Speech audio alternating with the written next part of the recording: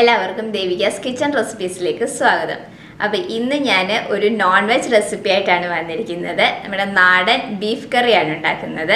നല്ല ടേസ്റ്റി ആയിട്ടുള്ളതാണ്, ഉണ്ടാക്കുവാനും നല്ല എളുപ്പമാണ്.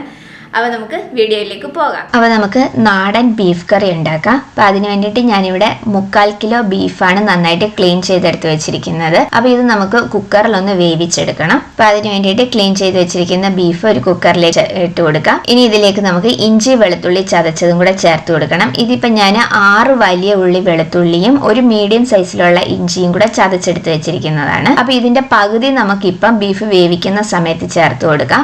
ബാക്കി പകുതി നമുക്ക് ഉള്ളി വഴറ്റുന്ന സമയത്ത് ചേർത്ത് കൊടുക്കാം. അപ്പൊ അതിൽ നിന്ന് പകുതി ഞാനിപ്പം ഇതിലേക്ക് ചേർത്ത് കൊടുക്കുകയാണ്.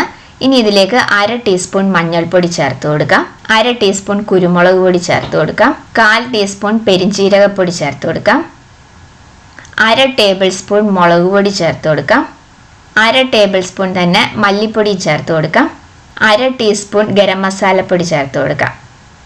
ഇനി ഇതിലേക്ക് ആവശ്യത്തിനുള്ള ഉപ്പും കൂടെ ചേർത്ത് കൊടുത്തിട്ട് നന്നായിട്ട് ഇതെല്ലാം ഒന്ന് മിക്സ് ചെയ്തെടുക്കാം. അപ്പോൾ ഇവിടെ കിട്ടുന്ന ബീഫ് പെട്ടെന്ന് തന്നെ വേവുന്നത്. അപ്പം അതുകൊണ്ട് ഞാൻ ഒരു മീഡിയം ഫ്ലെയിമിൽ 4 വിസിൽ വരുന്നത് വരെയാണ് ഇത് വേവിക്കാനായിട്ട് വെക്കുന്നത്. പിന്നെ ഓരോ സ്ഥലത്തും കിട്ടുന്ന ബീഫിന്റെ വേവിന്റെ അനുസരിച്ച് കുക്കിംഗ് ടൈമിന് വ്യത്യാസം വരും. അതുപോലെ തന്നെ ഓരോ കുക്കറിന്റെ അനുസരിച്ചും എത്ര വിസിൽ വേണം എന്നുള്ളതൊക്കെ അതിൽ വ്യത്യാസം വരും. അപ്പോൾ നിങ്ങളുടെ സ്ഥലത്ത് കിട്ടുന്ന ബീഫിന്റെ വേവ് അനുസരിച്ച് വേണം അതിന്റെ കുക്കിംഗ് ടൈം എടുക്കാനായിട്ട്. അപ്പോൾ ഇനി ഞാൻ ഇതിലേക്ക് 1/2 കപ്പ് വെള്ളവും കൂടെ ചേർത്ത് കൊടുക്കുന്നുണ്ട്. ഇത് ബീഫ് കറി ആയത് കാരണമാണ് ഞാൻ വെള്ളം കൂടെ ചേർത്ത് കൊടുക്കുന്നത്. നമ്മളിപ്പോൾ റോസ്റ്റ് ഒക്കെയാണ് ഉണ്ടാക്കുന്നതെന്നുണ്ടെങ്കിൽ വെള്ളം ചേർക്കേണ്ട ആവശ്യമില്ല. ബീഫിൽ നിന്ന് തന്നെ വെള്ളം ഇറങ്ങും, അതിൽ തന്നെ കുക്ക് ചെയ്ത് കിട്ടുകയും ചെയ്യും. ഇതിപ്പോൾ ബീഫ് കറി ആയത് കാരണം നമുക്ക് കുറച്ച് ഗ്രേവി വേണമല്ലോ, അത് കാരണം ഞാനൊരു 1/2 കപ്പ് വെള്ളവും കൂടെ ചേർത്ത് കൊടുത്തതാണ്. ഇനി ബീഫിൽ നിന്നും കുറച്ച് വെള്ളം ഇറങ്ങും ഇതിലേക്ക്. അപ്പൊ ഇതിലേക്ക് ഞാൻ ഇനി ഒരു പകുതി നാരങ്ങയുടെ നീരും കൂടെ ചേർത്ത് കൊടുക്കുന്നുണ്ട്. ഞാൻ നേരത്തെ ചേർക്കാനായിട്ട് വിട്ടുപോയതാണത്. ഒരു പകുതി നാരങ്ങയുടെ നീര് പുളിക്ക് വേണ്ടിയിട്ട് ചേർത്ത് കൊടുക്കാം. 1 സ്പൂൺ നല്ല പച്ച വെളിച്ചെണ്ണയും കൂടെ ചേർത്ത് കൊടുക്കാം.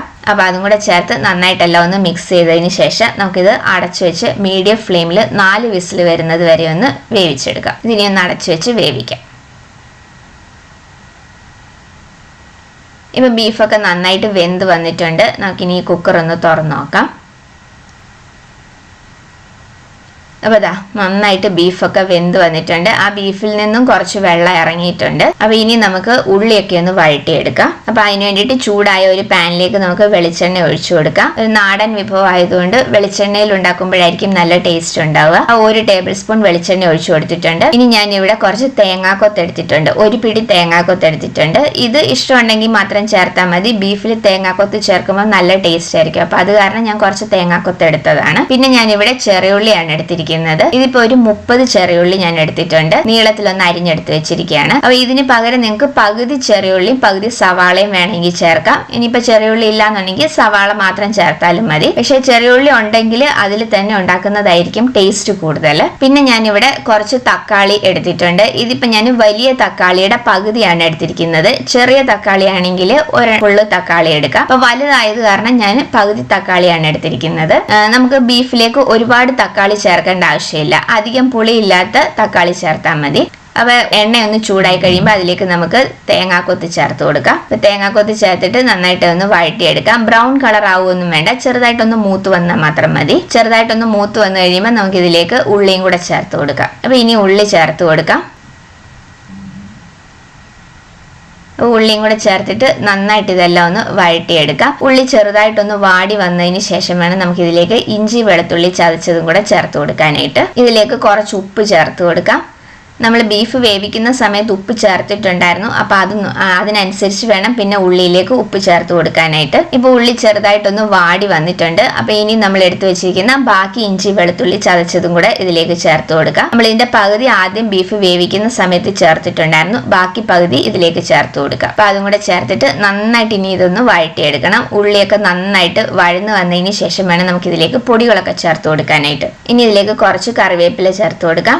2 പച്ചമുളക് നീളത്തിലൊന്ന് കീറി എടുത്തിട്ടുണ്ട്, അതും കൂടെ ഇതിലേക്ക് ചേർത്ത് കൊടുക്കാം. അപ്പൊ അതും കൂടെ ചേർത്ത് കൊടുത്തിട്ട് നന്നായിട്ട് ഇതെല്ലാം ഒന്ന് വഴറ്റിയെടുക്കാം. ഉള്ളി ഇഞ്ചി വെളുത്തുള്ളിയൊക്കെ നന്നായിട്ട് വഴന്നു വരട്ടെ. ഇപ്പൊ ഉള്ളിയൊക്കെ നന്നായിട്ടൊന്ന് വഴന്നു വന്നിട്ടുണ്ട്. അപ്പൊ ഇനി നമുക്ക് ഇതിലേക്ക് പൊടികളൊക്കെ ചേർത്ത് കൊടുക്കാം. 1/4 ടീസ്പൂൺ മഞ്ഞൾപ്പൊടി ചേർത്ത് കൊടുക്കാം, 1/2 ടേബിൾ സ്പൂൺ മുളക് പൊടി ചേർത്ത് കൊടുക്കാം, 1/2 ടേബിൾ സ്പൂൺ തന്നെ മല്ലിപ്പൊടി ചേർത്ത് കൊടുക്കാം, 1/2 ടീസ്പൂൺ ഗരം മസാലപ്പൊടി ചേർത്ത് കൊടുക്കാം, 1/2 ടീസ്പൂൺ കുരുമുളക് പൊടിയും ചേർത്ത് കൊടുക്കുക. അപ്പോൾ പൊടികൾ ഇത്രയും ചേർത്ത് കൊടുത്തിട്ട് നന്നായിട്ട് ഇതെല്ലാം ഒന്ന് വഴട്ടിയെടുക്കുക. ഫ്ലെയിം കുറച്ച് വെച്ചതിന് ശേഷം വേണം പൊടികൾ ചേർത്ത് കൊടുക്കാനായിട്ട്, അല്ലെന്നുണ്ടെങ്കിൽ പെട്ടെന്ന് തന്നെ കരിഞ്ഞു പോകും. ആ പൊടികളുടെ പച്ചമണമൊക്കെ ഒന്ന് മാറി വന്നതിന് ശേഷം നമുക്കിതിലേക്ക് തക്കാളിയും കൂടെ ചേർത്ത് കൊടുക്കാം. ഇപ്പൊ പൊടികളൊക്കെ ഒന്ന് മൂത്ത് വന്നിട്ടുണ്ട്. ഇനി നമ്മൾ എടുത്തു വെച്ചിരിക്കുന്ന തക്കാളി ഇതിലേക്ക് ചേർത്ത് കൊടുക്കാം. അപ്പോൾ തക്കാളിയും കൂടെ ചേർത്തിട്ട് നന്നായിട്ട് ഇതെല്ലാം ഒന്ന് മിക്സ് ചെയ്തതിന് ശേഷം നമുക്കിതൊന്ന് അടച്ചു വെച്ച് തക്കാളിയൊക്കെ നന്നായിട്ടൊന്ന് വെന്ത് വരാനായിട്ട് വെക്കാം. തക്കാളിയൊക്കെ നന്നായിട്ട് വെന്തൊന്ന് ഉടഞ്ഞു വരണം. ഒരു 1/4 കപ്പ് ചൂടുവെള്ളം ചേർത്ത് കൊടുക്കുകയാണ്. പച്ചവെള്ളം ചേർത്ത് കൊടുക്കരുത്, നല്ല ചൂടുവെള്ളം തന്നെ ചേർത്ത് കൊടുക്കണം. അപ്പൊ വെള്ളവും കൂടി ചേർത്ത് കൊടുത്ത് നന്നായിട്ടെല്ലാം ഒന്ന് മിക്സ് ചെയ്തതിന് ശേഷം നമുക്കിത് അടച്ചു വെച്ചൊന്ന് കുക്ക് ചെയ്യാം. ഒരു 5 മിനിറ്റ് ഒന്ന് കുക്ക് ചെയ്യാം.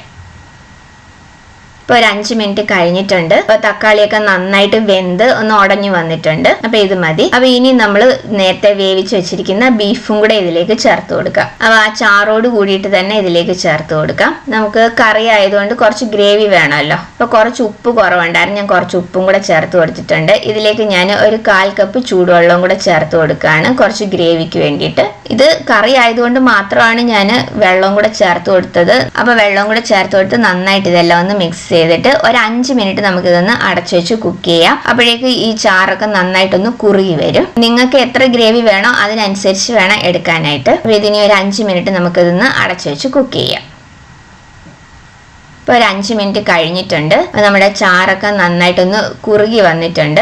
കണ്ടില്ലേ, നല്ല ഒരു തിക്ക് ഗ്രേവി ആയിട്ട് തന്നെ വന്നിട്ടുണ്ട്. അപ്പൊ നിങ്ങൾക്ക് എത്ര ഗ്രേവി വേണോ അതിനനുസരിച്ച് വേണം എടുക്കാനായിട്ട്. കണ്ടില്ലേ, നല്ല തിക്ക് ഗ്രേവി ആയിട്ട് തന്നെ വന്നിട്ടുണ്ട്. അപ്പൊ നിങ്ങൾക്ക് ഇത്ര ഗ്രേവി വേണ്ടാന്നുണ്ടെങ്കിൽ കുറച്ചും കൂടെ വറ്റിച്ചെടുക്കാം. അപ്പൊ ഞാൻ കറി ആയതുകൊണ്ടാണ് ഈ ഒരു ഗ്രേവിയിൽ എടുത്തിരിക്കുന്നത്. അപ്പൊ നമ്മൾ തേങ്ങയൊന്നും അരച്ച് ചേർക്കാതെ തന്നെ നല്ല കുറുകിയ ചാറോട് കൂടിയിട്ട് നല്ല തിക്ക് ഗ്രേവി ആയിട്ട് തന്നെ ഉള്ള ബീഫ് കറി റെഡി ആയിട്ടുണ്ട്. അപ്പൊ ലാസ്റ്റ് ആയിട്ട് ഞാൻ ഇതിലേക്ക് ഒരു 1/2 ടീസ്പൂൺ കുരുമുളക് പൊടിയും കൂടെ ചേർത്ത് കൊടുക്കുകയാണ്. അപ്പൊ അതും കൂടെ ചേർത്തിട്ട് നന്നായിട്ട് ഇതെല്ലാം ഒന്ന് മിക്സ് ചെയ്തെടുക്കാം. അപ്പൊ ഇതേപോലെ ചെറിയുള്ളിയും തേങ്ങാക്കൊത്തും ഒക്കെ ചേർത്തിട്ട് ഉണ്ടാക്കുകയാണെങ്കിൽ നല്ല ടേസ്റ്റ് ആയിരിക്കും. ഈ രീതിയിൽ ബീഫ് കറി ഉണ്ടാക്കിയിട്ടില്ലാത്തവർ ഇതുപോലെ ഒന്ന് ട്രൈ ചെയ്ത് നോക്കണം. നല്ല ടേസ്റ്റ് ആണ്. ചപ്പാത്തിയുടെയും പൊറോട്ടയുടെയും ചോറിന്റെയും നെയ്ച്ചോറിന്റെ എല്ലാം കൂട്ടത്തിൽ നല്ല കോമ്പിനേഷൻ ആണിത്. അപ്പൊ എല്ലാവരും ഒന്ന് ട്രൈ ചെയ്ത് നോക്കണം. ഞാൻ ഇതിന് മുന്നേ നാടൻ ചിക്കൻ കറിയുടെ നാടൻ മട്ടൻ കറിയുടെയും വീഡിയോ ഇട്ടിട്ടുണ്ട്. അപ്പൊ അതിന്റെ ലിങ്ക് ഡിസ്ക്രിപ്ഷനിൽ കൊടുത്തേക്കാം. അതുപോലെ തന്നെ ബീഫിന്റെ വേറെ കുറെ റെസിപ്പീസ് ഞാൻ ഇതിന് മുന്നിട്ടിട്ടുണ്ട്, അതിന്റെ ലിങ്കും ഡിസ്ക്രിപ്ഷനിൽ കൊടുത്തേക്കാം. പിന്നെ ക്രിസ്മസ് റെസിപ്പീസ് കുറെ ഞാൻ ഇട്ടിട്ടുണ്ട്, അതിന്റെ പ്ലേലിസ്റ്റ് ലിങ്ക് ഡിസ്ക്രിപ്ഷനിൽ കൊടുത്തേക്കാം. അപ്പൊ ട്രൈ ചെയ്തിട്ടില്ലാത്തവർ അതും കൂടെ എല്ലാം ഒന്ന് ട്രൈ ചെയ്ത് നോക്കണേ.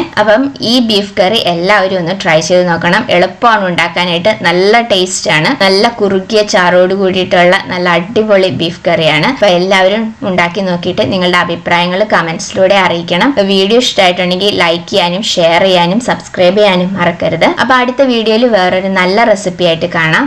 Thank you.